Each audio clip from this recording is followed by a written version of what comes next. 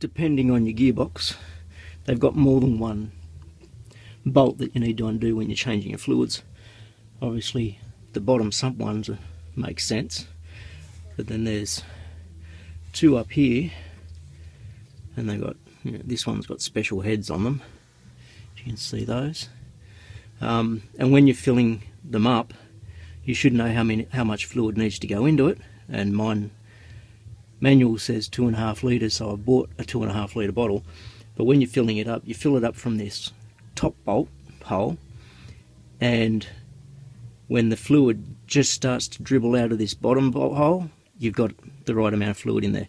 Now, because I've actually got Max up on ramps, he's not sitting perfectly level, although mind you, my street's on a slope and now he is probably sitting pretty level. So when I start to see the dribble out here, I stop, I put that bolt back in, put the top bolt in, see how much fluid I've got left over, and if I've still got a fair amount left from my 2.5 litres, then when I get him down off the ramps I'll top him up. Otherwise I should be pretty close to having a full gearbox at that point.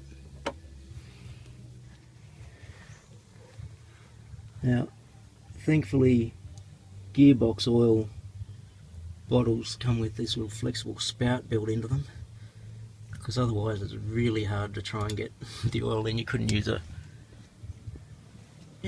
a regular funnel. You just basically squeeze your oils in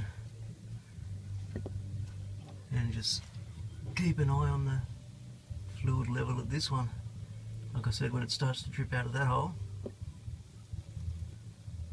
I'll have enough oil in it. Not sure if you can see that, but the fluid just starting to come out this bottom hole. It's just slowly filling into the next one, so I've reached my level, so I'm going to put this bolt back in.